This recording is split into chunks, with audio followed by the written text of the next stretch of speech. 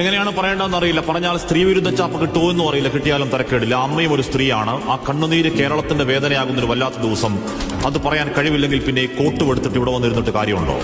വീടിന്റെ ഉമ്മറ പകാലത്തിൽ അവസാന യാത്രയ്ക്ക് ഒരുങ്ങി കിടന്നവന്റെ ജന്മദിനം ഇന്നലെയായിരുന്നു. പ്രായം കേവലം 42 ഉള്ളൂ. ആ താടി കൂട്ടിക്കെട്ടി ചേതനയില്ലാത്ത മുഖത്തേക്ക് നോക്കി, മുത്തേ നിന്റെ മുഖമൊക്കെ മാറിപ്പോയല്ലോടാ മോനെ എന്ന് വേദനിക്കുന്ന ഒരു പെറ്റവയറിന്റെ വേദന കണ്ടു നിൽക്കാവുന്നതാണോ? ലോകത്തിലെ ഏറ്റവും വലിയ വേദനയുടെ പേര് അമ്മയുടെ പുത്രദുഃഖമെന്നാണ്. ദീപക്കിന്റെ തലക്കൽ കൊളുത്തി വെച്ച് നിലവിളക്ക് പോലെ അച്ഛനും അമ്മയ്ക്കും കുടുംബത്തിനും ആ വീടിന്റെ ഒരേ ഒരു വെളിച്ചം താനെയങ്ങ് കിട്ടുപോയതല്ല. റീച്ചിനും ഷെയറിനും വേണ്ടി അഹങ്കാരത്തിന്റെ പരികൊള്ള ഒരു സ്ത്രീ അടിച്ചു കെടുത്തിയതാണ്. ഒരു കുടുംബം നാനാവിധമാക്കിയതാണ്. അങ്ങേയറ്റം വേദന ഉണ്ടാക്കുന്ന ഒരു ആത്മഹത്യയിലേക്ക് ചാടി വീണ് അവരുടെ രാഷ്ട്രീയവും മതവും ചികഞ്ഞ് 10 വോട്ടിനുള്ള സ്കോപ്പുണ്ടോ എന്ന് നോക്കുന്നവരുണ്ട്. ചെറുനക്കുന്ന ചെന്നായ്ക്കൾ, അത്തരക്കാരെ വിട്ടേക്ക്. ഇവിടെ പ്രശ്നം അതല്ല. അക്കാലം അത്രയും എല്ലാവരും നല്ലതു മാത്രം പറഞ്ഞൊരാൾ, രാമന്തിയോളം കഷ്ടപ്പെട്ട് അധ്വാനിച്ച് കുടുംബത്തിന് വേണ്ടി ജീവിച്ചൊരുത്തനെ സോഷ്യൽ മീഡിയ കമ്പോളത്തിന് വേണ്ടി സൈബർ ആൾക്കൂട്ടക്കൊലയിൽ തൂക്കിവിറ്റ് കഴിവേറ്റിയതാണ്.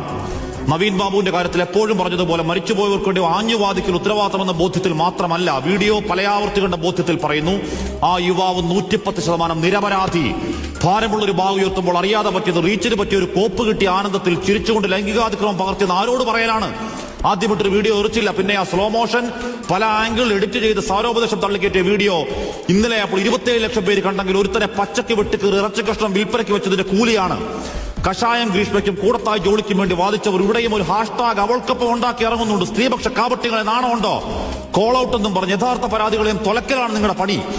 ശരിയായ പരാതിയിൽ ആർജവത്തോട് അവൾക്കൊപ്പമാണ്. പക്ഷേ ഈ വ്യാജങ്ങളെ, സോഷ്യൽ മീഡിയ കോണ്ടന്റ് അപരാധങ്ങളെ സ്ത്രീ സമൂഹം ചെറുക്കുന്നില്ലെങ്കിൽ ഇനിയും അച്ഛനും മക്കളും ഭർത്താവുമടക്കം മച്ചകത്ത് തൂങ്ങിയാടും വേട്ടക്കിരകൾ, ആൺ ശവങ്ങൾ.